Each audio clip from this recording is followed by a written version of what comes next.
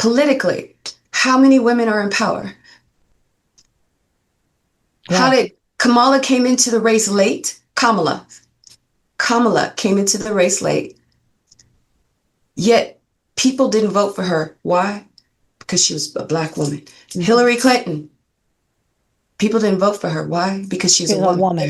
There's some fear about giving power to the woman. And I'm sitting up here like, but what? We on 47. What y'all do? What have you done? What have you done for us? Right. Let's try something different. Right. Right. And I'm saying that because when we did try something different, whether you liked Obama or not, he got the country in the worst state of any president in history. And he flipped that mess around. Why? Because we did try something different. So let's try something different.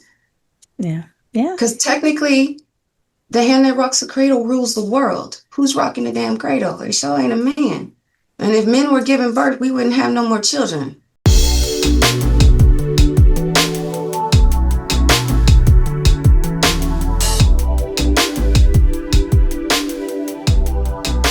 Hey, gorgeous. Welcome to Unapologetically 50 Plus. My name is Angela.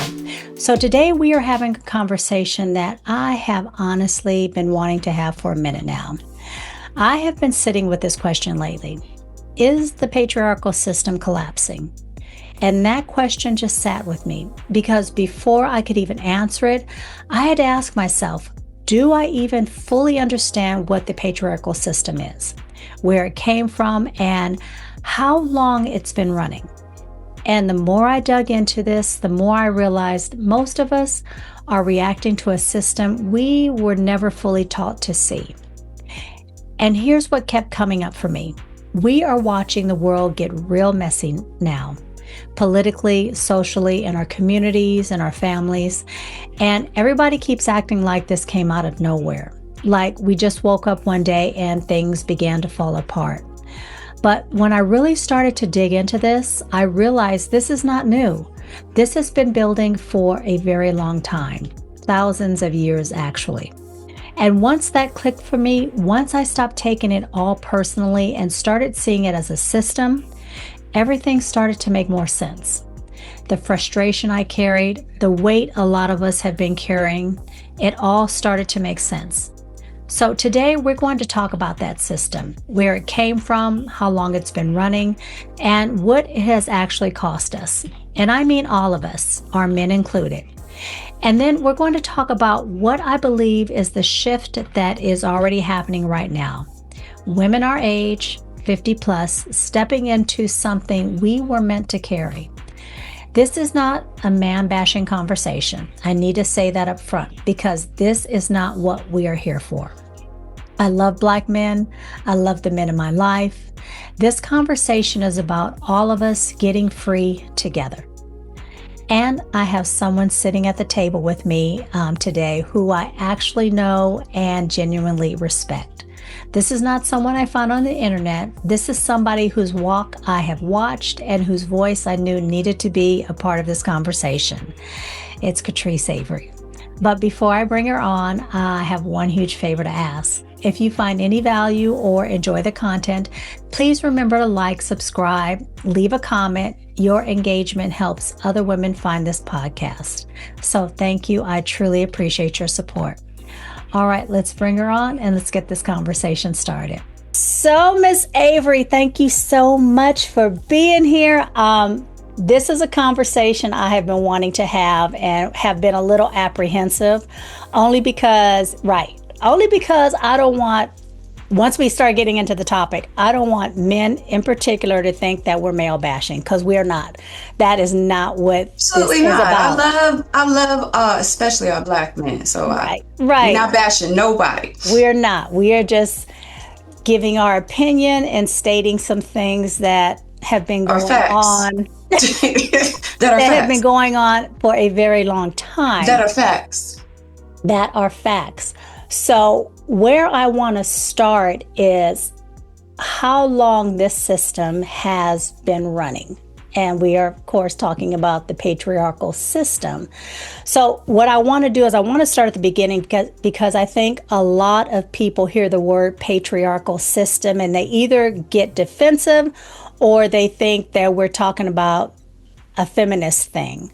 And I get it because I used to kind of gloss over that word too, patriarchal system. But then when I started actually looking at the history, I was like, okay, this is not a new thing at all.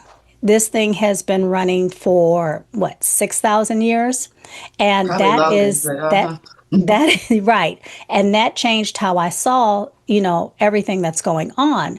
So the patriarchal system is an organized social system, dates, and this is stuff that I had to pull up and look up. It's back about approximately 6,000 years, emerging around 3100 BCE with the rise of agricultural surplus, economics, and earlier state formations. So prior to this, many earlier societies operated on more egalitarian or matrilineal structures. Say them words 3 times fast. Right, right. But see, this shift happened. So this patriarchal shift happened when land, livestock, and surplus became things to own and inherit, which meant controlling women's reproduction to establish a paternal lineage and property transfer. So that's a short history of the patriarchal system. So Short, with big mouthful. that was. And so with that said, when you sit with that, the idea that controlling women's bodies was literally a financial and political strategy. So for you, hun, what does that bring up for you when you look at it and what is still happening today? So I found it interesting. You speak historically and you did give a short history. But while you were talking, my brain actually shifted to the breeding farms Mm, because there was a gap in our matrix, so to speak, because then not only was it shifting in that regard, but it became more evident because the women are the ones who produced the stock, so to speak. right, So right, they literally, there was more value in owning the female or the woman because she could continue even more and reproduce and birth you more. So when you were talking about all of that, it just really hit me harder that one, they took it over. Two, it was about, as you said, what did you say? Land and livestock, because we were considered livestock. right. During slavery, right, We right, were considered livestock, and then the breeding farms, and they don't really talk about how we were bred to continue that livestock, to continue their wealth. So right. that's where it took me. I'm gonna keep it real. That's where Yeah. I went. Yeah. But it's interesting because even today, what's going on, with the new with the current administration and controlling, again, controlling that quote unquote breeding. It just kind of it's almost like full circle, like they're trying to come around full circle. And again, that's that ownership. And Yeah. I even think about when my mom was, married, and for the longest, she couldn't get a bank account by herself. She couldn't definitely own property. She could not own property by herself. And then, at that time when she got a divorce, that was really unheard of.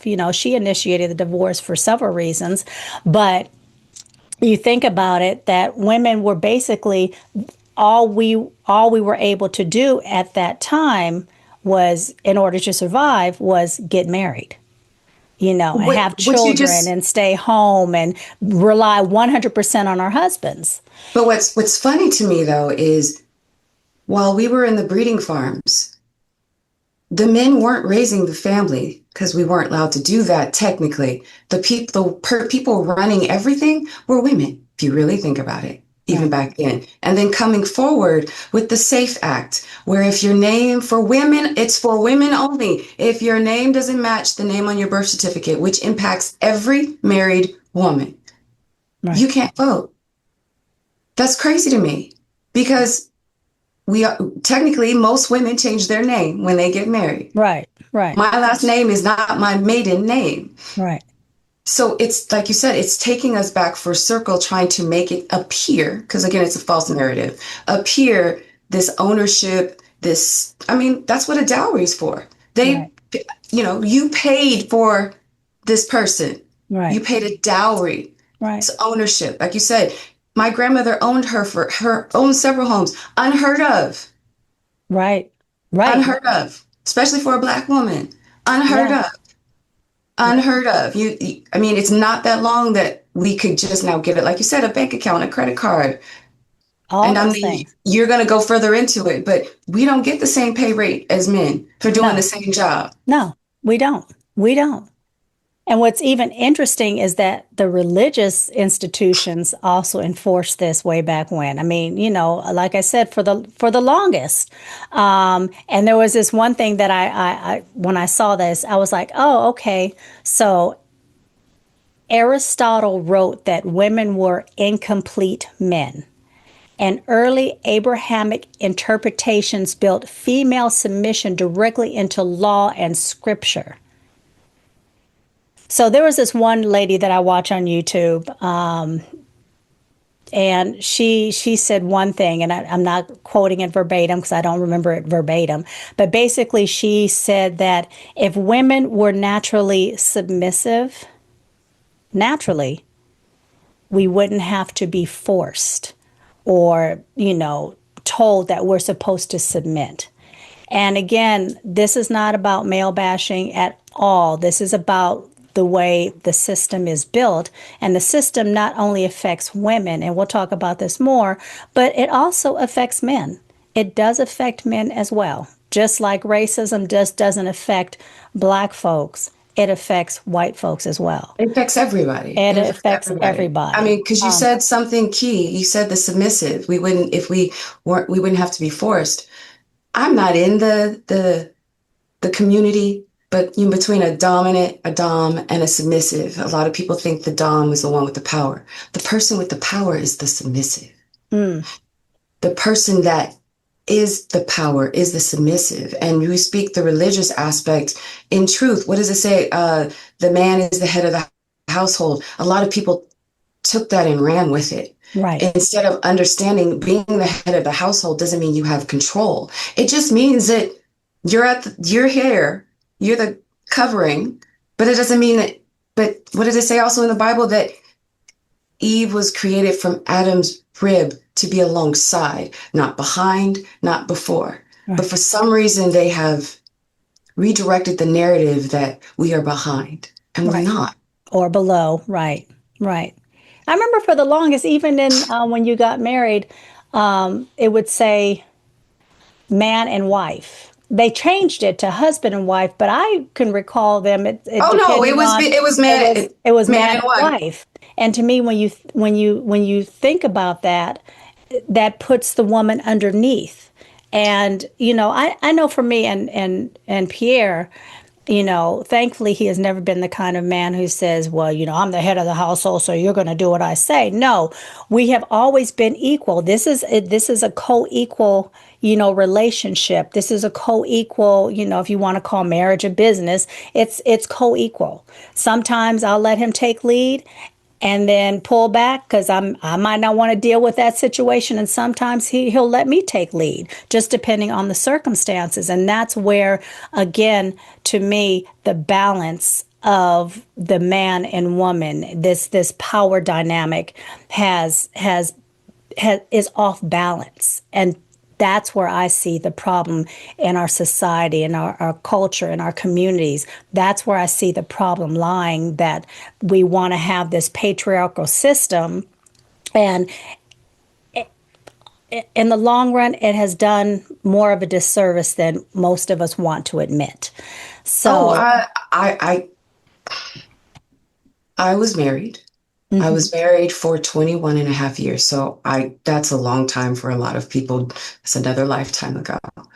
But I truly believe that the patriarchal teachings that I was taught growing up and in the church led to some of the, in my opinion, dysfunction in my marriage because I looked to my husband as like an authority figure, not my equal, but almost like children look at parents. Right. So, like, I remember in my marriage going, I don't have to get permission. That was deep in my marriage. I would ask for permission. If he said no, I didn't do it. Mm. And then one time he said no, and he actually said, but you're going to do what you want to do. And I literally looked at him and said, wait, so I don't have to. It was like a light bulb went off. I was like, oh, well, snap. What the heck am I asking permission? But it was, I can't blame him. That was the teachings. The He's the teachings, head of right? the household. He's the in control. That's the man is the, what do they say? The man, even jokingly, we got to be afraid of the man. Why is it a man?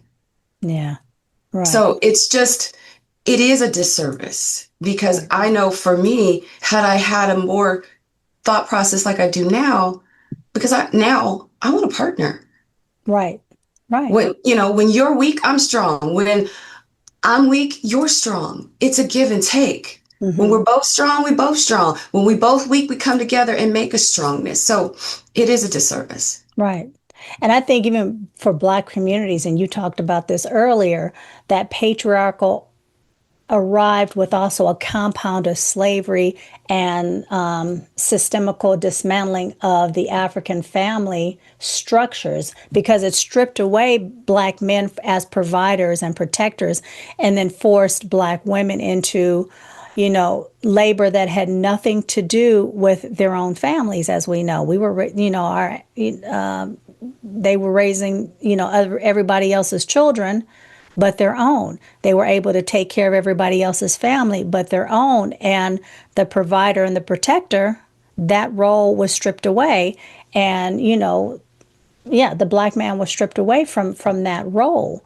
They And actually don't. I'm sorry to cut you off, my go darling, but ahead. they actually don't realize that it was truly systemic. One of the old movies that I used to love because of Diane Carroll and James Earl Jones was Claudine. I didn't like his Hmm. taco meat, but Yeah. I was like, ew, men's chests look like that. I was a little girl. So I was like, ew, that's gross. But anyway, but anyway, I never understood the movie because she was quote unquote on welfare Right. and they couldn't have a man in the house. Right. And so when the people would come by for their checks, they'd have to hide stuff and the man couldn't be there. Right. And I Right. never understood that. I was like, well, why can't the man be in the house? That don't make no sense. But if you go before that, when the factories were thriving, we had two-parent households and Right. Black families were thriving. Right. Then all of a sudden the factory shut down. Because they didn't want us thriving. That's really what I mean. That they shut the That's dam. my conspiracy, but No, that is yeah. my conspiracy theory too. They did it on purpose, but y'all don't argue about this in the comments because that's not what we're talking about. But it does apply to the same for whatever reasons, all these factories shut down. It forced people onto public assistance, and then they implemented the rule that you couldn't have a man in the house, and you got more money for how many more children Right. you had. Right. So now you can't have a man in the house. Now you get more money if you got more babies. Right. And so that what it's done is to me, again, the false narrative. Because in that home, the woman is in charge. Because Right. again, she can't have the patriarchal man there. Right. So who's in control? Right. Yeah.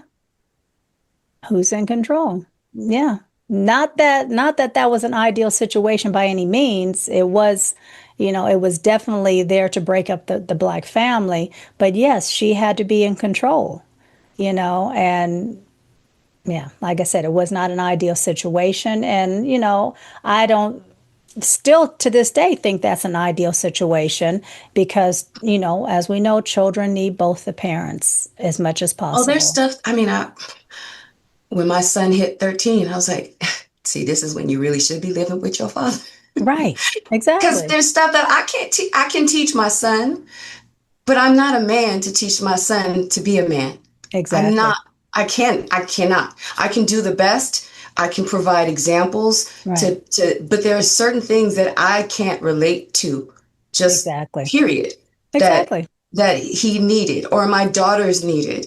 So Exactly. So this was also interesting when I was doing my research. Hopefully I'm pronouncing this right. I spelled it out phonetically, but hopefully I'm pronouncing this right. The Moynihan Report of 1965 famously blamed the matriarchal structure of Black families for community poverty, essentially penalizing Black women for holding things together after the system destroyed everything around them.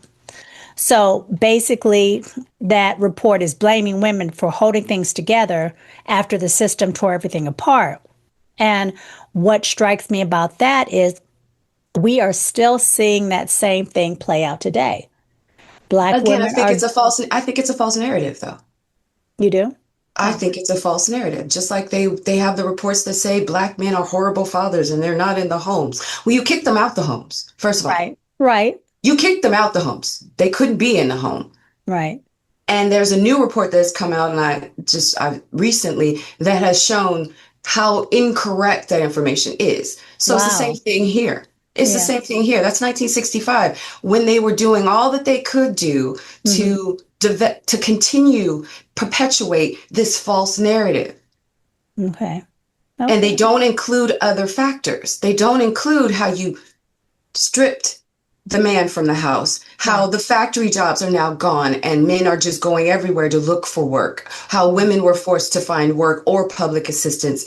They forget all that. They forget all those pieces. Of course. Of course. No, I'm not saying that they haven't. That No, was just, but that's why I'm saying that's why I call it false narrative. yeah.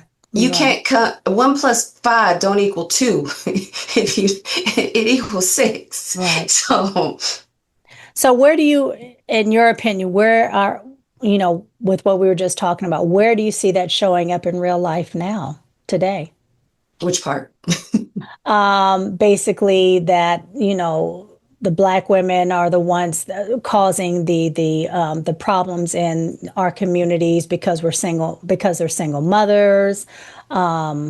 Even though, like we said, like you just said, that's a false narrative because there's so much behind that. But, because somebody can say, well, that was in 1965. That happened, how many years ago would that be now? That happened so long ago. What's the excuse for it now? That's 61 years ago, Yeah. I think. Hold on. Something like that. But 65 is before me. That's 3 years before me. I'm 58, 61 years. Wait, what year were you born, my love? 66. So 61 years ago. Okay. Yeah. It's So I easier for me mean, to but get if that one. But but someone can sit there and say, "Well, that happened 61 years ago. Why are you guys, the Black community still having the same problems?" And you this can look all over, conversation you isn't can look. just. Well, I just want to clarify. This conversation isn't just about Black families and No, it's Black men and period. Black women, but this is kind of that rabbit hole and discussion. There's a whole bunch of trends. Yeah. The trad wife trend. Okay. The tradition trad wife is for traditional wife, where Right. the woman stays at home, raise the kids, and the man is doing whatever the man is doing. Why is that a trend? It's a choice. Yeah. I'm grateful I had the choice to stay at home and raise my children. But that Yeah. was our choice. Just like if you want to be a successful business person, that's a choice. But why is it a trend? Why is it called trad wife? Then on top of that, in the Black community, I get tired of all the videos of Black men bashing Black women. And I'm like, the first thing I hear, you want to date outside your race, you want to do all of that, great. But you don't have to bash Black women. Hmm. And then on top of that, makes me go, why are you mad at yourself? Because if you're bashing Black women, you came from a Black woman. Yeah. Why are you bashing yourself? What are you angry about? And then my mind, this is the rabbit hole. Then my mind goes, well, maybe they're angry because the Black woman had to be both the man, the mother, and the father. Yeah. We were forced into that dual role. And it's a pressure that we carry quiet and silently. And that's just two examples. It's all over the place, unfortunately. Look at the politically, how many women are in power? How Right. did Kamala came into the race late? Kamala came into the race late, yet people didn't vote for her. Why? Because she was a black woman. Mhm. Hillary Clinton, people didn't vote for her. Why? Because she's a She's a woman. woman. There's some fear about giving power to the woman. And I'm sitting up here like, but what, we on 47. What y'all do? What have you done? What have you done for us? Right. Let's try something different. Right. Right. And I'm saying that because when we did try something different, whether you liked Obama or not, he got the country in the worst state of any president in history. And he flipped that mess around. Why? Because we did try something different. So let's try something different. Yeah. Yeah. Because technically, the hand that rocks the cradle rules the world. Who's rocking the damn cradle? It sure ain't a man. And if men were giving birth, we wouldn't have no more children. Yeah. And as a peer said, So, he said, and if you don't believe me, look at we'd all the have one videos child. look at all the videos of the birth, the what is it, period simulation and the labor simulation, and Right. how many of them lose their damn mind. It has been set up this way for a For reason. a reason. Right. Right. So try something different, Yeah. because this ain't working. No, it's not. It's not. So now I want to talk about what it has actually cost us as women because, well, as society, I won't say just as women. So because this is not just history, the impact is alive and it's real right now. And the numbers tell a story that it's hard to argue with. So women make up 51% of the population and hold 28% of the seats of Congress, just like you were saying. That's of 2024. More than half the population with less than a third of the seats at the table. Black women earned, and you touched upon this, 67 cents for every dollar earned by a white man. Hold up, I'm gonna say it. I'm in tech. I do feel that. And that's what I was going to say, because you're in I'm tech. in tech. Right. I am in a people might not understand these terms, but I am a cis white male dominated field, which Mhm. means straight white men run tech. It's true. The last data I saw, it was 93% Wow. white men. Right. That's 6% other. Right. And it's not because they're more intelligent, by No, no I means. I fight it all the time with Right. I've had clients who question my recommendations because I'm a what? A woman. Right. And a black woman on top of that. We won't even, I'm just going to keep it real. But Yeah. yes, I am a Yeah. black woman. I've had to prove myself over and over. Or I'm the IT director and I hire a firm. I am paying your checks. And when I tell you to do something, if I'm paying you, you do it. And I've had the tech people come back, oh no, well, we thought we should do it this way. I didn't ask you. I'm paying you. Can you do what I said? I didn't ask you to do that. What did Right. I ask? What am I paying you to do? Oh, you were. Why? Because I am a. Oh, she don't know Woman. what she's talking about. Right. Right. Or I've seen a lot uh, of other, people of color, women, I should say, Hmm. women of color in the tech field. They take on the persona of that ruling class, so to speak, in tech. So they Hmm. come off like them. And I'm like, I ain't doing that either. I'm sorry. I'm gonna be me. Right. But Right. and I know it. I can see it because I see it immediately. I'm like, oh, you were trained by a bunch of men. Right. Right. So that's why you're coming off like this. Okay. But So yes, it dominates. Absolutely. it dominates. So let me ask this. Um, so if there is a 30-year career, okay, so if you have a 30-year career, as we know, that gap, that pay gap doesn't just affect the paycheck. It affects retirements, It affects wealth building. It affects what, It as a affects woman, you can generational leave. wealth. It affects what you can leave behind. So for you, as you're talking about, your IT, what does that mean? That 67 cents to a dollar, what does that mean to you personally? I've lived it. I've lived it. I was building systems before COVID, building remote systems for an organization before COVID happened, Hmm. being paid $20,000 less than what I should have been making. Wow. And was I making decent money? Yeah, but was I making enough to get my own place? No. Right, especially in I was like, California. I was in California. I was like, why am I struggling? I make good money. Why am I struggling? Because one, I was a one-person household. California really needs two. And then Three two, sometimes. three, and two, I'm being paid twenty to $40,000 less than what I should be making. Right. Right. So that I've already lived it. So what does that impact? It means, can I buy? I was like, I can't buy a home Mm-mm. here. Not when the home's there, $500,000, and it's got a hole in the side of the house. That's for $500,000. Yes, I looked. It was a house, and the wall was like this, and they wanted 500,000 plus for it. Well, no, huh? Right. I mean, I'm proud of like my oldest. She bought her own home. She paid all the money for her house, Right. but she's making it work. But again, she's And there's a making two it person. work. Oh, you're talking about, okay, never mind. I'm thinking the other. No, Yes. I have several daughters, but no, she Right. made it work by herself. And I'm Yeah, proud of her for that. But again, it's not, that's crazy to me. that is. Yeah. Going off into my own business where I set my own pay rate, where I set my terms, is what freed me from that. Yeah. Yeah.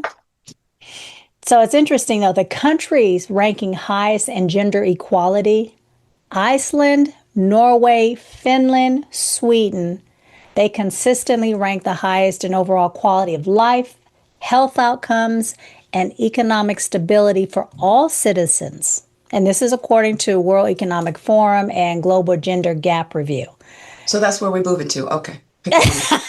No, I'm just They all playing. sound very cold. I don't think They so. do Maybe, sound very cool, but I'm like, I'm for the equality part. you know, but and then this, the US is the only developed nation without federally mandated paid family leave. Oh, that's And real. that's what are you gonna say? That's real. No, that's Yeah, real. yeah, During COVID, I know someone who, because I lived back and forth in London, I know someone who had a child in London. yeah. They automatically get 9 months That's paid crazy. leave. And then if you want to go back, if you want to extend it, you can get like half or three-fourths pay for 3 more months. So technically, you Mm-hmm. can stay at home for a year Mm, with your child because they felt it's important for the bonding in that child. Here, I remember, I mean, it might have changed. I could be wrong because my youngest is 31. Wow, I'm old. But anyway, my youngest is 31. But I remember when I gave birth, if you had a natural birth, a right. vaginal birth, You you get went back less to work time. it was 4 weeks. If you Right. had a cesarean, it was 6 weeks. Right. I remember going back to work in 4 weeks. Right. My body wasn't ready. No. I No. wasn't ready. I mean, The I hormones are have still all over the place. hormones Not was at all over all. the place. I'm still adjusted to this newborn and trying to breastfeed and all the things. And Yeah. so now I mean, I'm grateful that they have the Family Leave Act where you can take additional, 90 days, but that's without pay. That's without pay. Exactly. That's without pay. But now they were encouraging people to have more babies. But it's like we can't afford it. I mean, not we, because I'm way past I'm not having another reproductive. child. This bank is Ouch. closed. Right. This bank is But closed. you No think more about these deposits. No more you think withdrawal. about these younger women who are, having these children, but it's too expensive. You're encouraging having more children, but you're not going to extend or help with said children once they're born. That doesn't make any sense to me. The There math used is to not be mathing. no, there used to be a tax credit if you were a stay-at-home wife. And then Mm, I'm not saying to encourage that, but when I was a why stay-at-home not? wife, there used to be, I'm just saying to discourage, it's a choice again. A But choice, when I right? was a stay-at-home wife, for a period of time, there was a tax credit that we got when we filed our taxes because Oh, one, I'm at home. Right. I'm raising the kids. Right. I'm now leaving a job for someone else. Right. Yeah. So it helps technically if you're leaving a job for someone else. Hopefully that helps in regards to the unemployment rates. Right. Right. So there was a credit. And I remember when that credit was removed, and I was like, Wow. why? Why? Yeah. Because again, while they say they want all these things, what are they doing action wise to To encourage? encourage it. Right. Exactly. Now, what's interesting is the Black maternal mortality in the U.S. runs at 2.6 times the rate of white women. That's according to the CDC. No, it's Um, real. and this is a medical system, of course, that's built around male bodies and white bodies as the default. So if you're building the medical system around white men in particular, you know, what is that saying for everybody else? It goes We're not getting the same medical care. And I'm not so saying it's in yeah. all systems. So before someone jumps in the comments that you're blanketing the statement. I'm going by what I'm reading in the CDC and just noticing that. I'm gonna give you a perfect example. Mhm. Serena Williams, one of the Yes. GOAT of tennis, who got Mhm. MONEY, Right. almost died giving birth to one of her children. Right. I remember hearing that. Almost died. Right. My niece had major complications giving birth to one of her children. My nephew, her husband, is an EMT and kept saying, "You're not listening to her. Right. You're not listening to her." It, for us, unfortunately, it goes deeper. What a lot of people don't know, it's part of history. The godfather of gynecology experimented on Black enslaved women Right. without pain medication, without nothing. And a lot of the information they have learned was due to torturing these enslaved women. Right. And for whatever reason, there is a stereotype that feels, one, we can take it. That false narrative, right? That We we can have a take higher it. tolerance for We have a pain. Right. higher tolerance for pain.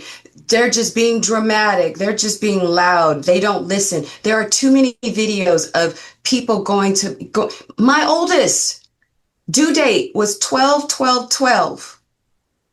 Her water broke. We go into the hospital. They say, "We don't see contractions." They turned her away because they thought she just wanted to have a 12/12/12 baby. And I'm sitting up here like, but that's her due date. So then when she had another gush walking around, we went back and they said, "Oh no." I said, "We are at hour 20. What people don't know, 24 hours you can now lead to infection, which can cause harm to the baby." And Right. so I remember, because the same thing happened with me with her, I said, "Do the paper test." And they were like, "Paper test?" "Well, we already checked it under microscope." I said, "Do the paper test." "Do you still have the paper?" She says, "Well, we don't do it anymore." I said, "Do you still have the paper?" "Yes."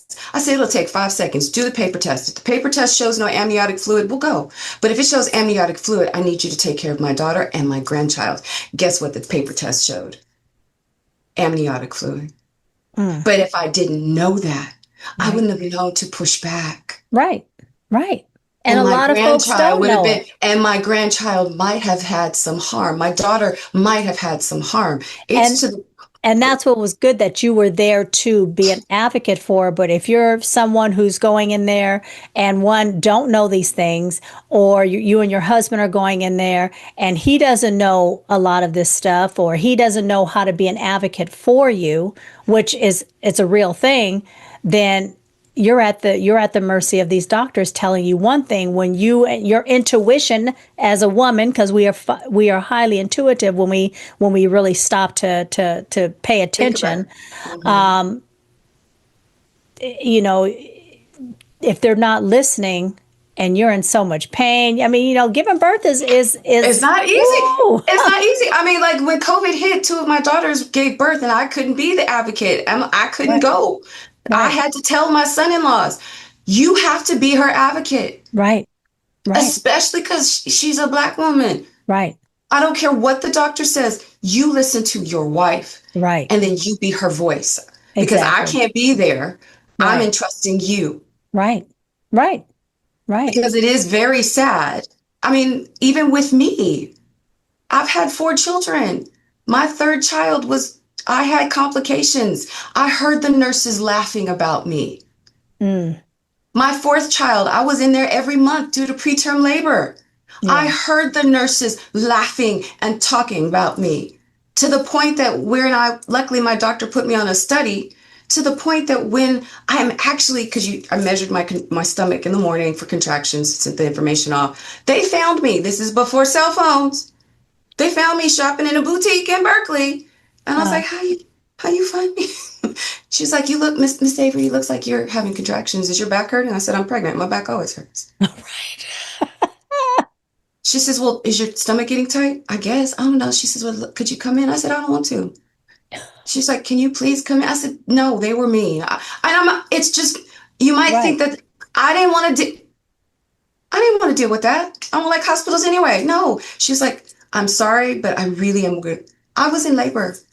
Wow. Okay. I was in full blown labor. Had she not found me, I would have had my son even earlier. Right. But it was Right. because of how I was treated. Yeah. Right. I was faking it. I even got one of the calls. My daughter had to call an ambulance. They Mm, had to come get me, and the doctor must have forgot to write something. So the hmm. hospital sent me the bill, talking Oh. about I did a fake ambulance ride because they don't show me being seen at the hospital. Mm, I had to send pictures of my 3-story flights of stairs that I couldn't walk down. right. I had to show that I'm pregnant. I was like, then you get on that doctor for not filing it because they Yeah. don't want to what? Listen to Listen. us. Mm-hmm. Mm-hmm. So another interesting, and now I want to kind of move into how this patriarchal system is impacting men as well. So, as we know, gun violence, mass incarceration, addictions, those hit communities the hardest but all three share one common thread. Mm. Generations of men are conditioned by a system that offers dominance as the only acceptable expression of manhood. Like men don't cry. Like men don't cry. They don't Men show don't their show their feelings. emotions. They Right, don't. right. And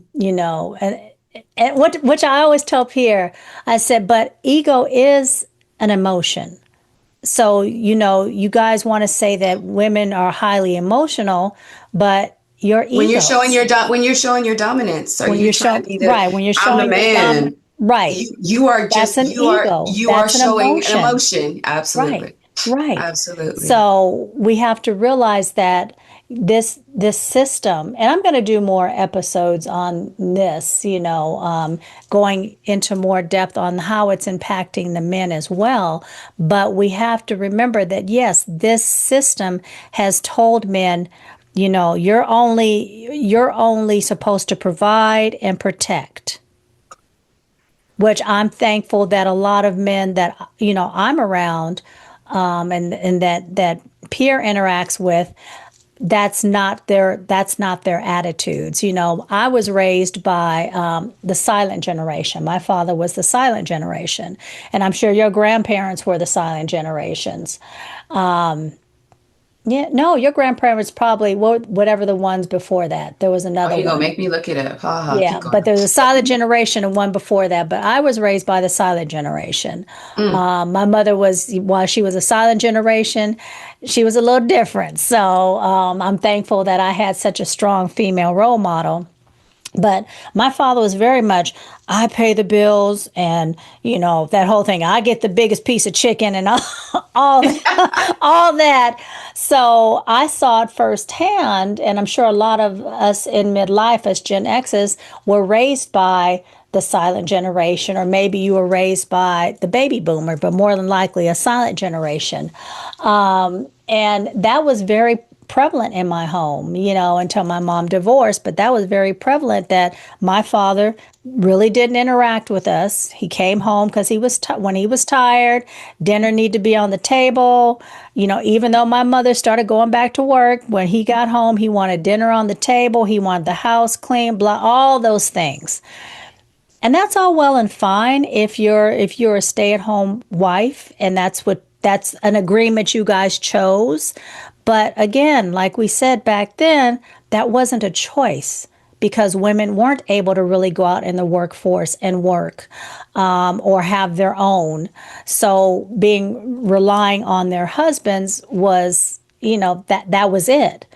And with that, relying on your husband, then there was all these other stipulations that had to fall in place, even if that wasn't what you wanted. That was just expected. Tapping what you were talking about your mom having to get the food out on the table. I know married couples where both people work full time, but Mm-hmm. she's still supposed to come home, cook, clean, have dinner ready. Or I've known couples, shoot, I'll just say it. My oldest worked full time, was pregnant, was going to school full time, was still Right. supposed to come home and take care of the other child and cook and clean. Right. Hubby at the time went to work and came home. Yeah. And no, gentlemen, What is that's that? What not is that? that's What is correct. that?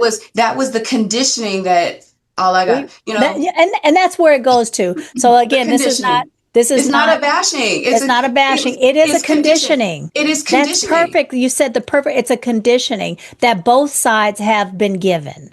And somewhere along the way, that conditioning has to stop. And we have to we have to relook at how our communities, how our relationships with the men in our lives, we have to start finding a better balance because right now, like I said, we're so off balance in our culture. And it's not just America, it's a lot of other cultures too, a lot of other countries too.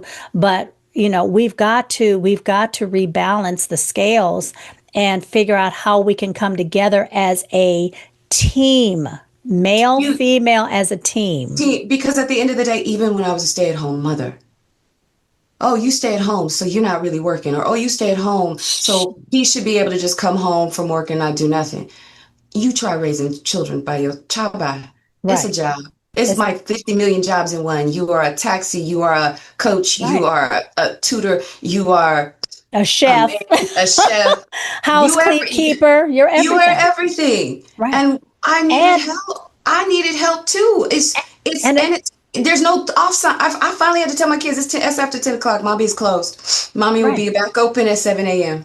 And what's so crazy is not just the physical things that as a woman that we have to do, it's the emotional. It's carrying everybody else's emotions. Especially when you have kids, you want to make sure they're okay. You want to make sure, are you okay? You're absorbing everybody else's emotions. And that's exhausting. And we don't talk enough about that. It's the emotional drain that we have to endure as well as all the other physical things that we are conditioned to do. And So we have it is a conditioning. right. Because at the end of the day, if we are both working 40 hours a week, Right. or even if we're not, this is a Right. team. It's a I team. appreciate it. My ex-husband cleaned bathrooms. I hate cleaning the bathrooms. Get at it. Thank you. It wasn't like, oh, this your chore. No, it was. I figure, hey, if we all using the bathroom, we all need to help clean it. But It no, shouldn't he just be enjoyed on it. one So I was like, person. handle the business because I Right. hated it. I'm just saying I hated it. But I appreciated that he was like, oh, that's your job. Right. There ain't no, it is what it is. It is what it is. It's So now called what works for your team. what works for you? Right. Right. Exactly. So let's talk about this. And this is where I really wanted to kind of brainstorm a little bit. So this is the matriarch moment. And we talked about being the matriarchs in our family. Women 50 plus stepping into the rebalancing of what's going on. So after really understanding how we got here, talking about the history of the patriarch, the weight and the cost that how it impacts not just men but women as well. The question that keeps sitting with me is this: we are the next generation of matriarchs. Well, we The already are Gen the X's. matriarchs. We are the matriarchs right now, but okay. We are, some of us, some people still, they might have a matriarch, but the Gen X's are the next generation of matriarchs. Yes. So, and we didn't ask for that title. It's handed to us. That's just, it is what it It's just is. what it is, what it is. It is what it is. And now I think the real question is, do we just carry it the way the women before us carried it, quietly, without recognition? Or do we actually step into it with intention and use it to balance these scales? Because I think that it's the shift that is available to us right now that was not available to our parents as the matriarchs, because we can either be the matriarch that still does everything, and that's not what my channel or my business is about. It's about finding yourself again, letting go of those roles, letting go of those titles that don't serve this portion of your life, this next chapter. So being the matriarch, or the next generation of matriarchs, how do we be the matriarch without going back to that old way of doing things and draining ourselves and having that emotional and physical cost? So I'm going to keep it 100. Even if you tried to, the world has already shifted. Okay. So I am the matriarch of my family, Mm-hmm. and I've been the matriarch. But I remember the precise moment I actually had a meltdown. I was on vacation in Brazil, and I Mm-hmm. got news that my aunt, who is the last living oldest person in my side of my family, Mm-hmm. was getting ready to transition. Mm-hmm. I broke because that meant the mantle was being passed. Now, mentally, as I said, she's my aunt. Mm-hmm. Technically, I already was the matriarch, Mm-hmm. but you play mind games. It's like she's Right. still here, so she Right. the oldest. I'm gonna give her all that credit. But with her passing, it came back to me, and I literally, like a little kid, had a tantrum. I was like, I don't want to be the matriarch. This is too much damn work. And one first thing I did, I had graduated from therapy. I called my therapist. We going back on once a month because I need to make sure my head's on straight. But there's several things that happen. Mm-hmm. I've become an elder. I'm 58 and I am now an elder. I feel that shift. Mm-hmm. And I've had to do the work in me to heal my childhood wounds so that as I am now bestowing information to those behind me, it's not warped in trauma. So there's one. Then two, Okay. with my kids, because my kids are grown. I remember how we treated the matriarchs in our family. So I'm like, boom, it's my time. I'm going to get Right. all that respect. I'm going to get all that. First of all, I'm grateful for it. I look young for my age. So when I walk up to people, I don't get treated like I'm an elder or someone over 50. I get treated like, And I'm like, I want the respect. I want, or I expect certain things like I did for my elders, or we grew up with doing for our elders and Mm-hmm. kids.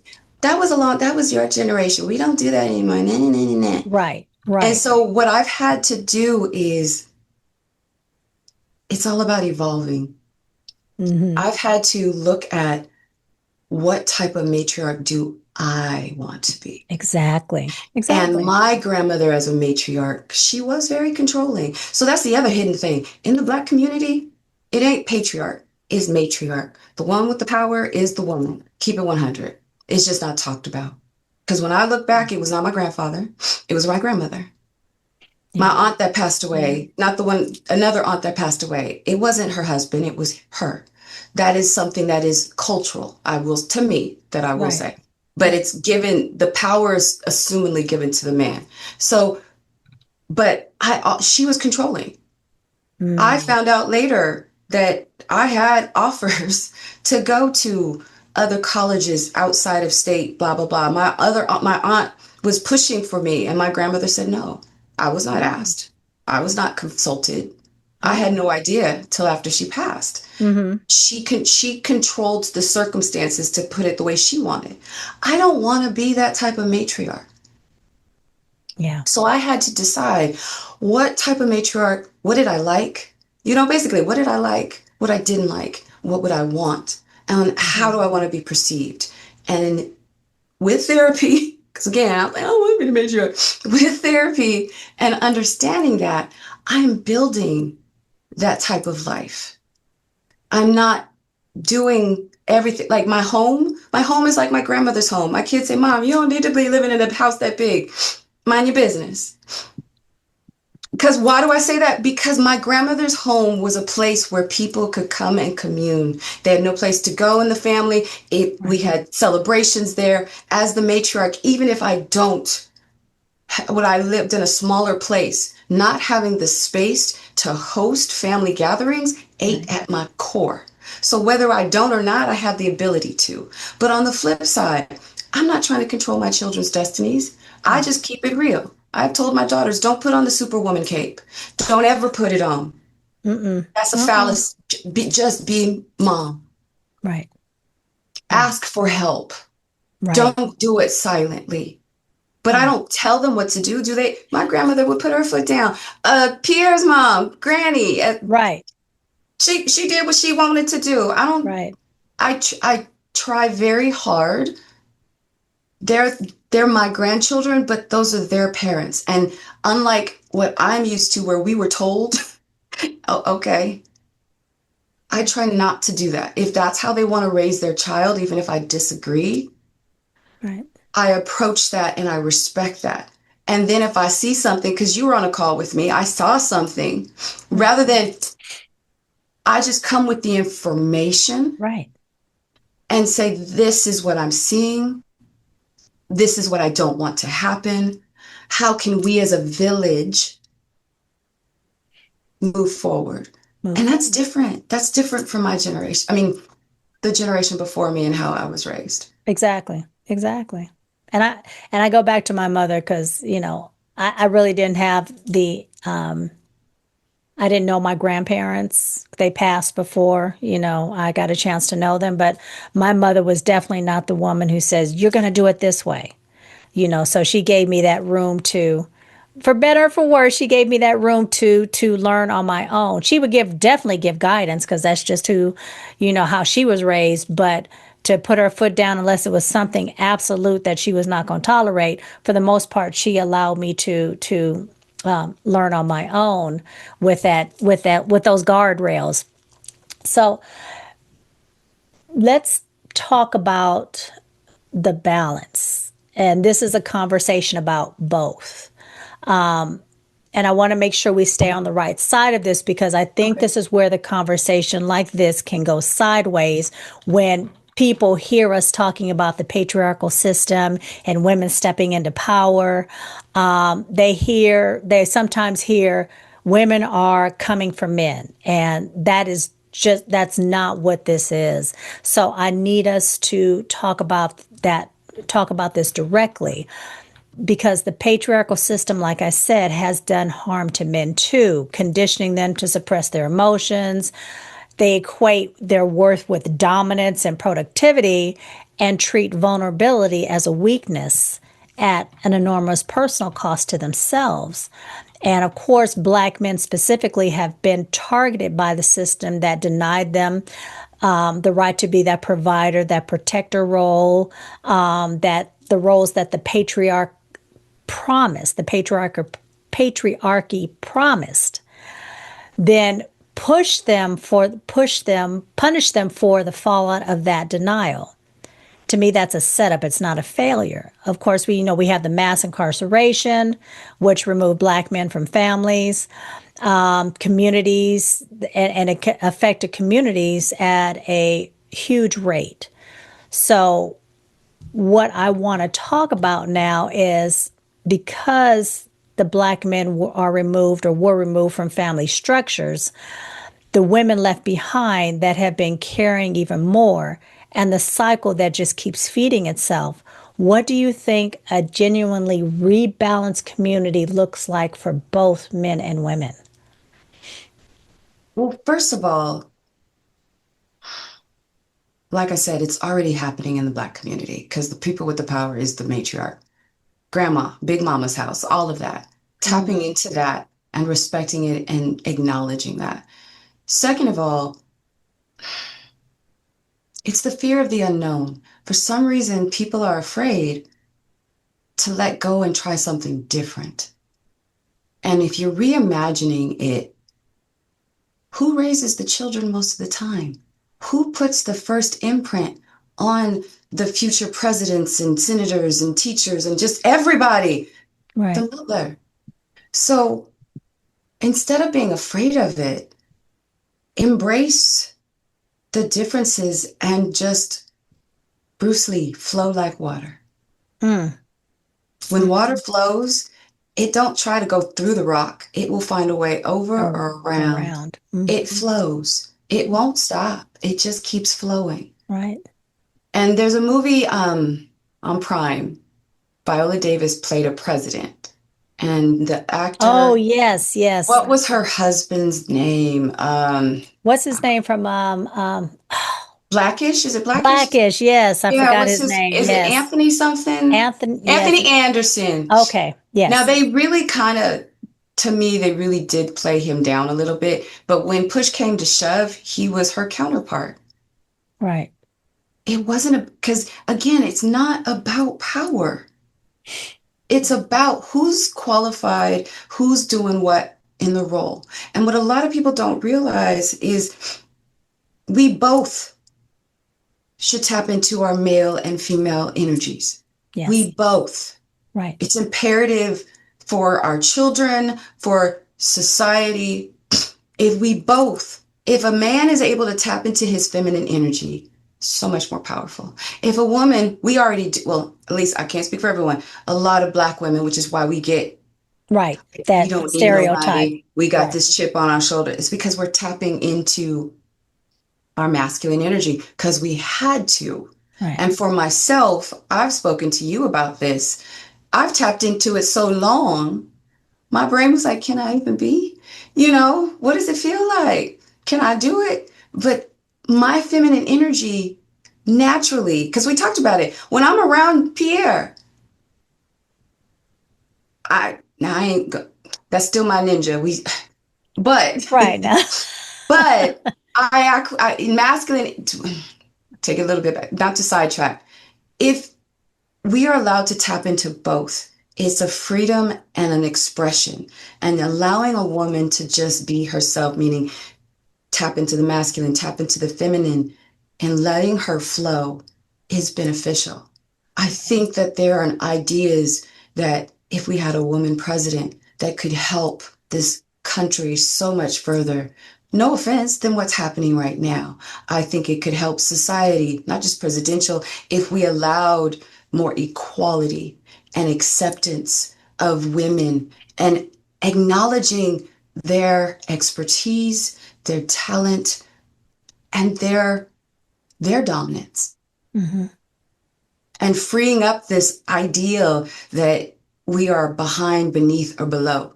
But again, if you want to go scriptural, rib side by side, Right. we are both powerful.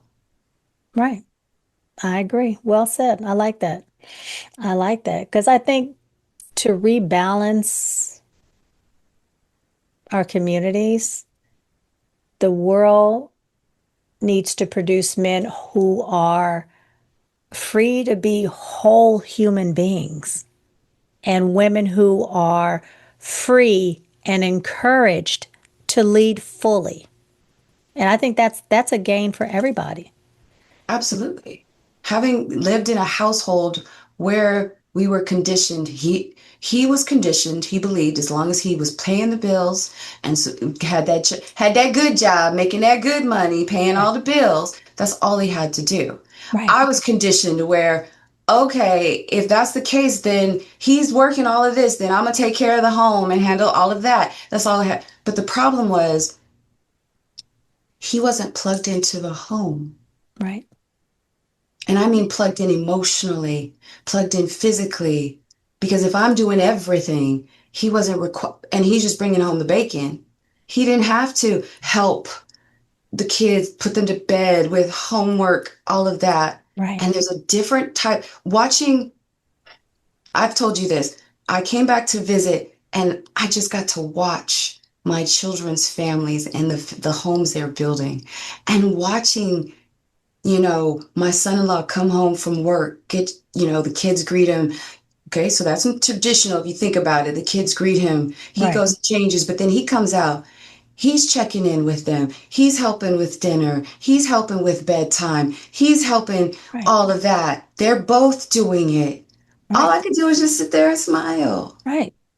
Right. because he's plugged in. He's plugged in. He's He's plugged plugged in. in. My son, you know, talking about, oh, when you go out there, I'm gonna send his wife. He's gonna send his wife with me, because we're gonna come out for the baby showers and stuff. And his sisters was like, he gonna watch all three by himself? Yeah. Yeah. Don't she watch all three by herself? By herself. Right. And I Because think that's, because for some reason, what's the society thinking? It's almost like, oh, men fathers are babysit. You can't babysit your own child. but I also think we don't give men enough credit for that. No, They know how to, if you require them to, they know they how should to take care of kids. if You they know, don't, they need to because they their kids. yeah, they're Again, the kids. you Right. can't babysit your own children. Right. Right.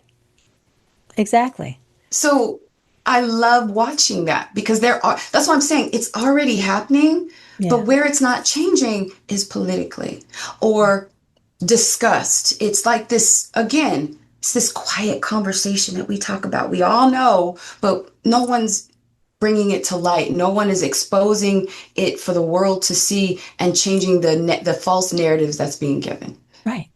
Because right now, this 6,000 years has, it's had some good, but it's had a lot of bad too. I mean, Cleopatra, she ruled. Right. Because and you think about it, what was before the 6,000 years? Women Before the rulers. patriarchal system, there The were Queen of England. goddesses. It's not the King of England that they talk about. Who they talk about? The Queen of Queen. England. Right. You know, and So I'm not saying that, and I don't know enough of the history before the patriarchal system, 6,000, 6,000 years ago, but there were goddesses ruling. And again, I don't know enough about it. I'm trying to dig into that and read a little bit more about and understand that time period. But again, there has to be instead of one ruling over the other, instead of a matriarchal system or patriarchal system. Where's the balance? We need to get to the balance. I wanted to so say before you this. keep your point, I'm just going to say Egypt had a queen ruler before Cleopatra. Then there was another queen, Zenobia, who conquered much of the Roman East and challenged Roman authority. China has had female emperors. Korea, France, England, Queen of England, Yeah. 45-year reign, Russia. So So it's women are capable. yes. I mean, that's what you're saying. Women are Yes. capable. Now it's time for the United States to have somebody. But okay, keep going. What's your point? Even better, why can't we have co-presidents that listen to each other? I That's mean, technically what they think the vice president does, but that's well, not the truth. nobody It hears ain't about that ain't the right, real right. deal. But see, but when you put vice, then that's a secondary role instead of saying co-presidents, which I can't imagine, at least in our lifetime, that this country will ever think that's a great idea. But It would be co-presidents, interesting if somebody ran as a team, not as right, vice president, but as co-president. co-presidents, but it needs to be male and female, and they Yes, need to I be mean, willing. I'm They just need, saying that would be interesting yeah, if that's if and to be honest yeah, with you, they ran for president with a team of male and female as vice president. So you got yeah. four You instead have of four. two. I mean, And then you have four. You have mhm. four. Exactly. So the most powerful families, communities, and nations operate with both masculine and and feminine intelligence that are and fully engaged. absolutely yin and yang. Yin and yang. It's a Exactly. Yin and complete yang. whole circle. Mm-hmm. Exactly. Exactly. So I think most of us have actually seen this, especially this work up close, maybe in your family, community, and even in your workspace. What did it look like when you saw both energies, maybe in your own environment, hun, or work or whatever, operating together the way they were supposed to? So there was an organization the one I've talked about. Hmm. I started there. It was very small, and it grew by the time it grew to. So it was very small. It was like I was one of the three, and it grew to over 35 when I left, headed to 50. Hmm. And when it was thriving, I'm gonna keep it 100. And although it was ran by women, but when it was thriving, Hmm. I know the person who was acting in the masculine energy, and I represented the feminine energy, and we were a team. Okay. And so when it was thriving, they were doing their thing, getting the money, doing all the things. I was doing my thing, checking on people, knowing the energy, and then I'd give that information to them. And then they would be able to take it off and tap into that.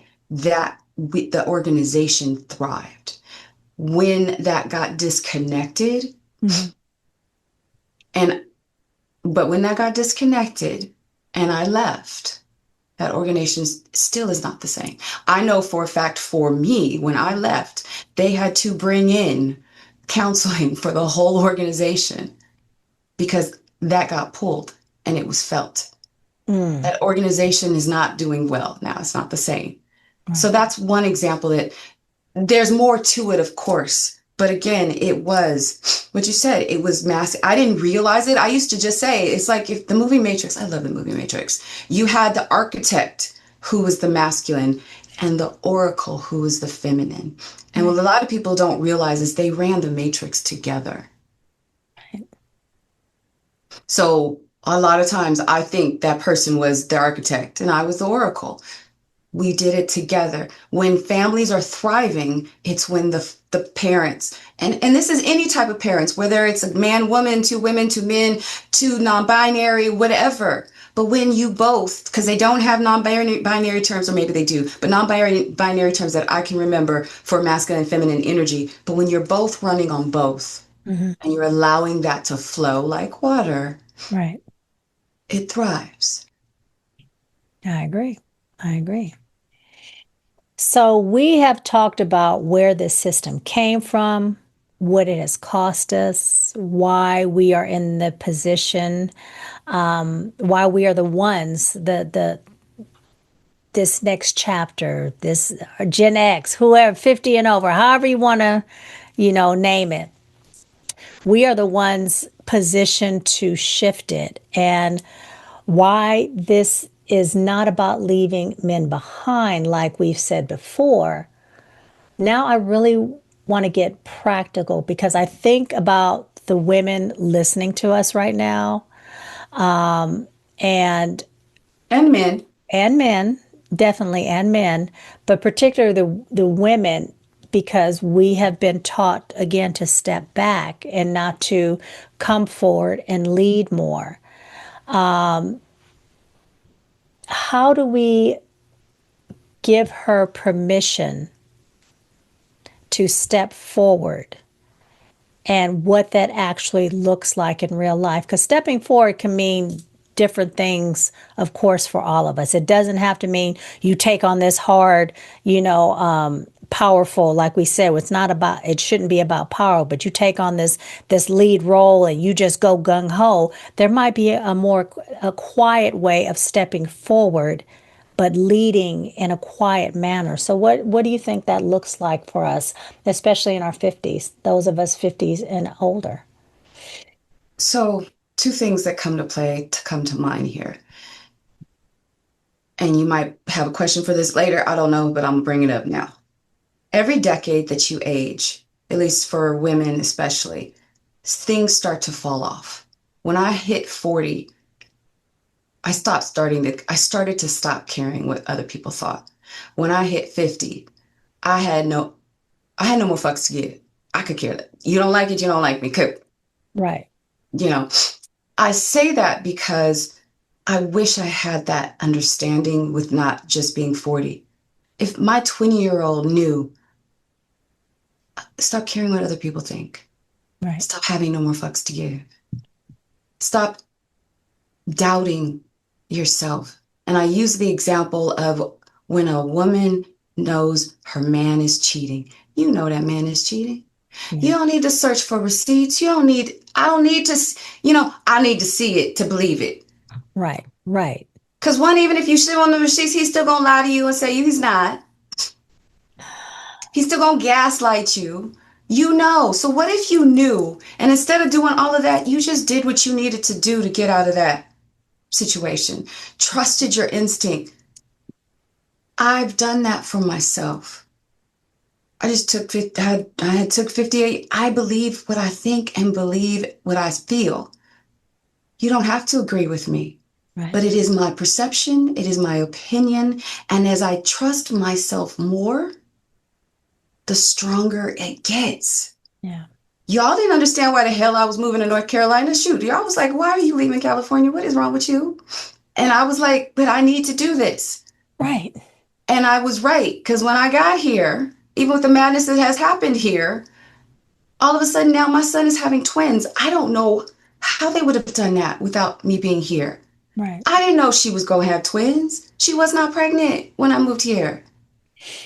So trusting your instinct, trusting in yourself, and it gets stronger Right. because I would rather make a mistake on something that I believed in than make a mistake and I doubted myself and I listened to somebody else. I'm not saying don't listen. Let me clear that up. When I moved here, y'all were like, why? But then you broke down, you're going to need X, Y, and Z money. Pierre was like, are you sure you got the plan? Which made me go, well, shit, they right. How much money do I need? Okay, you need this amount to leave by this date. So I listened, but I didn't stop my plans. I Right. just put other stuff in place. So you still listen, but you follow yourself. And so that's what I'm saying. It's not that I didn't care what you thought. I just believed in myself and I knew what the purpose was. My sleeping bags for the homeless. If I would have listened to people in the beginning, I would have never have done it for 5 years, giving away hundreds and shoot, thousands of sleeping bags and food. You've been on the trips with me Right. because the first person I told was a man, and they said they cost too much money. People ain't gonna give you money for that.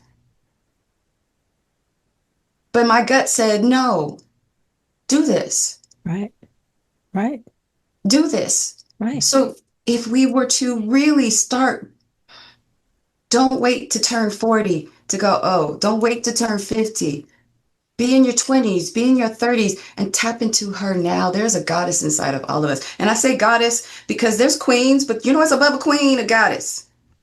Amen. I can't find that quote. It's from Game of Thrones. There is a quote from Game of Thrones that talks about queens still got to do the work. Goddesses just rule or something like that. I got to find it because I was like, oh, I'm a god. Wait. This tattoo. This is a dancing goddess. I got it in Brazil. It's behind me to remind me that I've got goddess energy. Right. Tap into your goddess Tap into your goddess.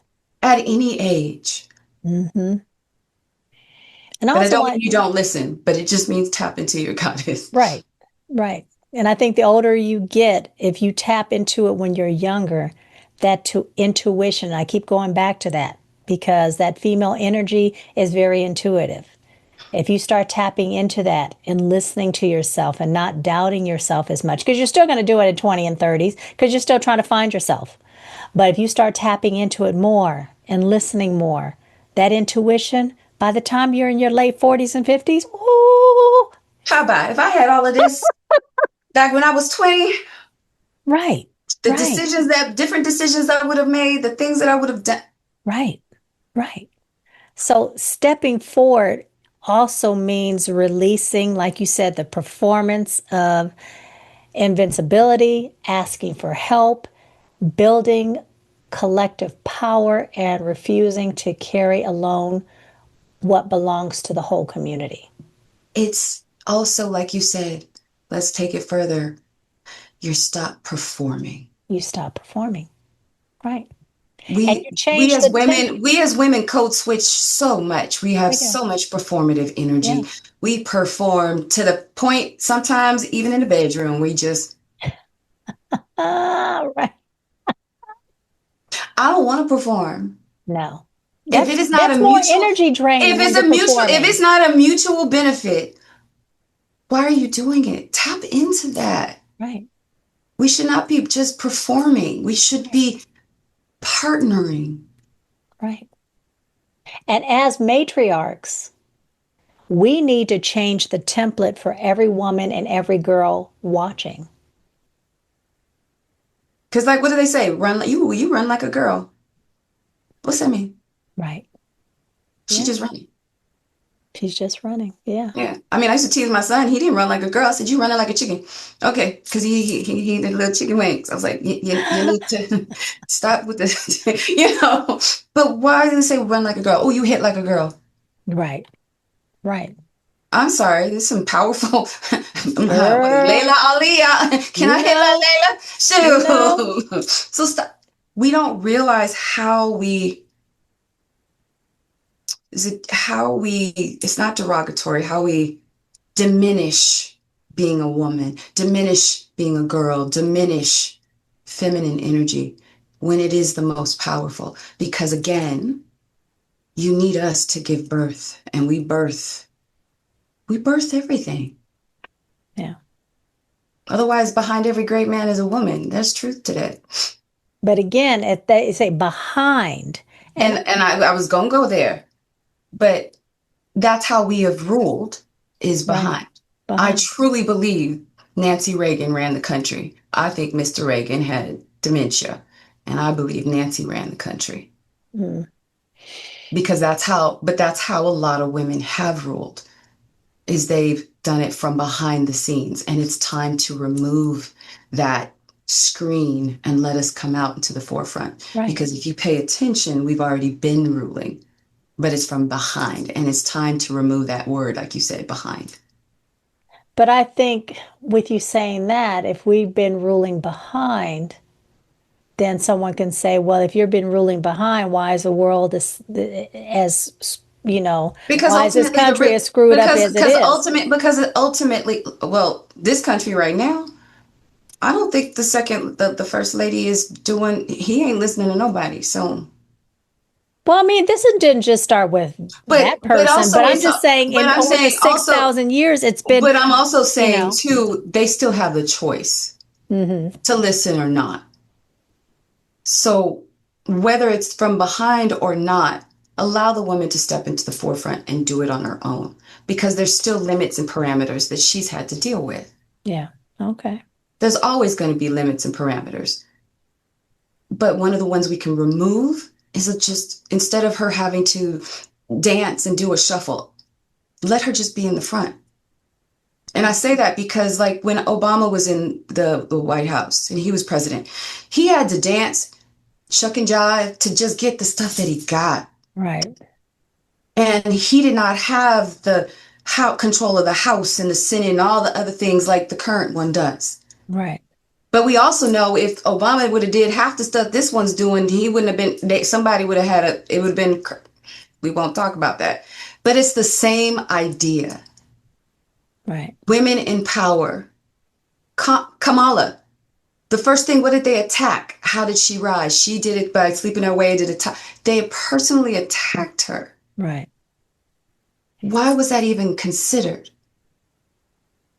Because she's a woman, a black Because woman she's at a that. woman. Then her heritage, she ain't a black woman. She da da da.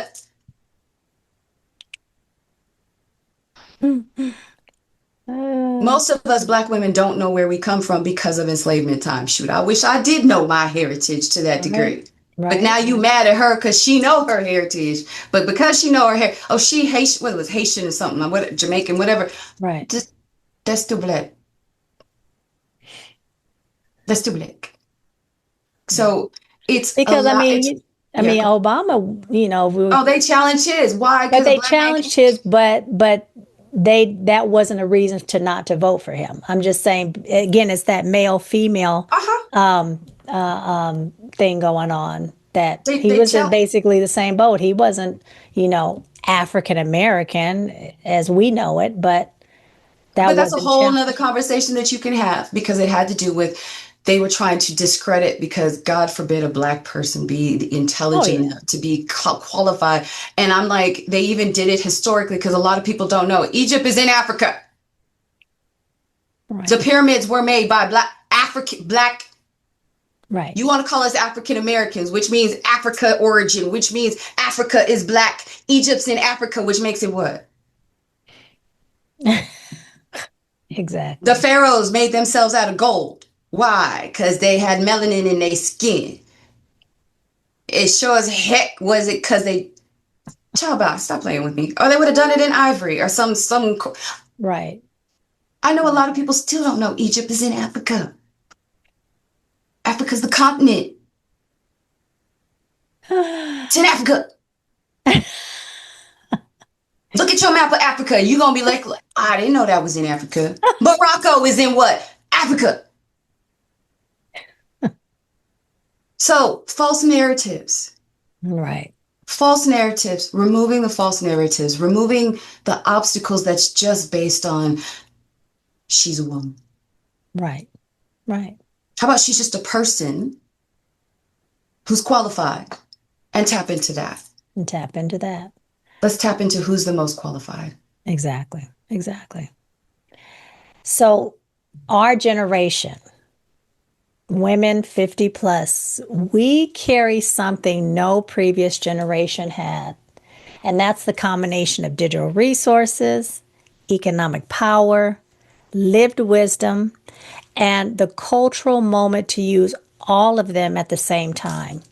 This is no accident for us, it's positioning. So we are in the best position, everything that we've talked about, to start coming again forward. First we've got to get our own heads together. First we've got to do the work, whatever that work looks like. And then positioning ourselves to either be the silent leader or, be bold with it. But we've really got to, as this generation that has all those things at our fingertips, to start really positioning ourselves to take more of that lead, to bring more of a balance. Because right now we truly, truly need a balance because it's way out of whack. Way out of Yeah. whack. You said something that's key. Gen X is the only generation. We are latchkey kids. We raised ourselves at a time where, shoot, I walked to school at 6 years old. Thank you. Right. I mean, I don't want to sound like the Cosby Show where he's talking about it, but that's real. 6 years Yeah. old. I'm 5 years old walking to school, Right. at least 3 miles by myself, going out to play. I'll be home when the street lights come on. There was no cell phones. I went wherever I wanted. There was no I'm worried or whatever. Did whatever I needed to do. So we have that. I remember when computers came into play. I remember Right. when we was just watching broadcast television and then all of a sudden cable TV. I remember Right. cable. And now we've got all these streaming services. Rotary So, phones to cell oh my phones. gosh. And don't mess up. Don't Don't mess mess up. up. And it was not cordless. And you was doing No. big things if you had the 220-foot cord line so you Right. could take your phone into the bedroom. Right. Otherwise, you stuck where the phone is, At the kitchen, in the in the table or kitchen. whatever. You stuck there. I Right. remember the big old brick, cell phones. Right. I have my cell phones from the past. We are a part of that whole shoot. What is it, the World Book Encyclopedia man would come to your door trying to sell you them books. Right. Oh, That's how right. you got your knowledge. Where you had to go to the library to research. It wasn't no Google. Like I just wouldn't with you wasn't at a push of a button. We have that. And we are the only, I mean, boomers, some of them, but we are not as resistant Right. because Right. it happened at a time where we were open, able to just make it part of our lives. So that being said, we are the most equipped because we know what it was like before and we see where it's going. And I have a tattoo. It's a West African Ndinka symbol. Mm-hmm. It's called Sankofa. Basically, take the good from the past and pull it forward. Yeah. And the only way you do that, in my opinion, and this is how I live my life, period, is all the good that everything you went through, good and bad, came with a lesson. Take that information and move it forward. Yeah. Exactly. So your house is your house. When I was married, If I could have gotten a tech job then and he could have stayed at home, we were open to that. Why? Because it wasn't about roles. It was about how we wanted to raise our family. Right. Your home is your home.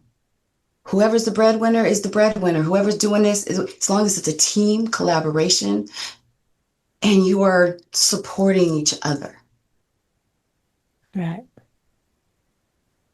So I think we're really equipped. And get rid of this patriarch, matriarch. Maybe it's just whoever's qualified the best for the job. Right.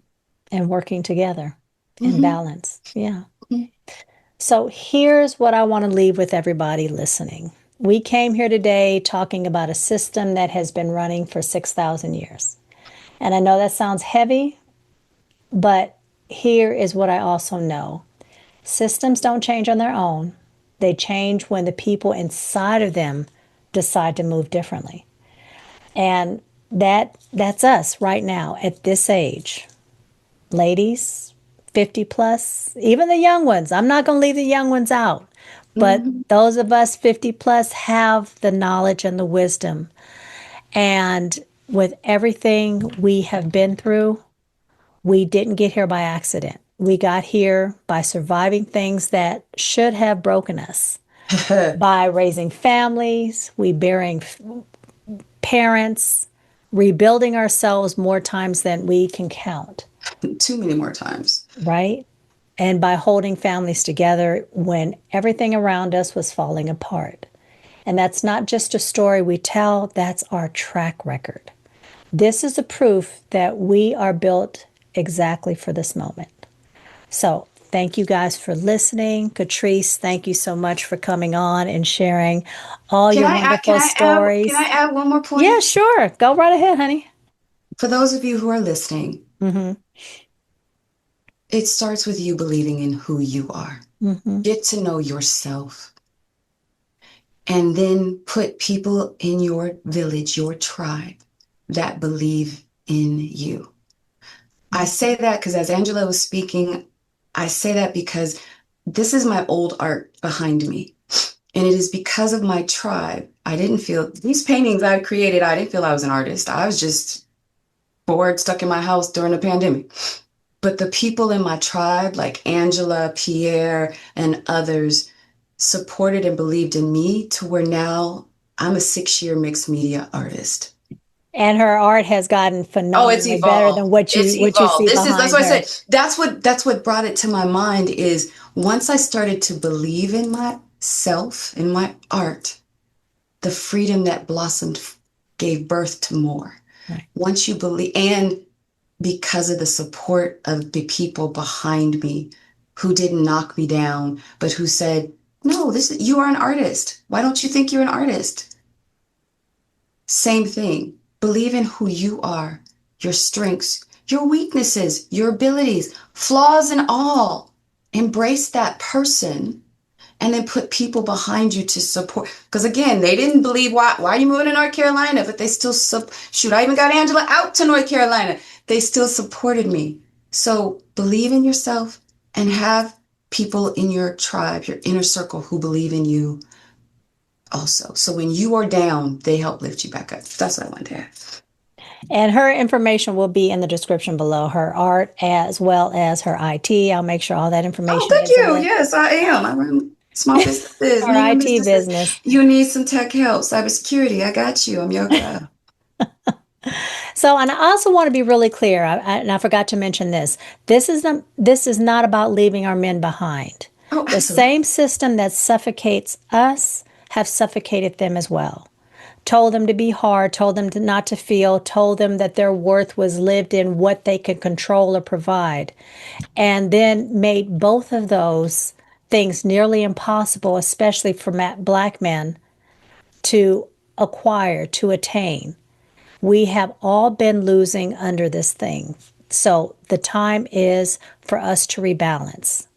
Rebalance So, and evolve into something even better. exactly, exactly. And So, that's all this. I agree. Men, you are amazing. yeah. We just want us all to be amazing and equal because again, we are side by side. it's about a team. Teamwork make a dream work, right? Right. Exactly. Exactly. So again, thank you guys for listening. I know this podcast is a little longer than usual, but that's My fault. I okay. talk a lot. It's on me. If you look at all the podcasts with me, it's probably longer than most of them because we can get the chit to chat. And thank you, Angela, for this opportunity and for keeping us in the guardrails. That's it. Yeah, I know you can go off them guard rails. I go off Don't get me squirrel, banned from YouTube. squirrel, squirrel. So thank you. All right, you guys, thank you again for listening, and I will see you again real soon. Bye. Bye.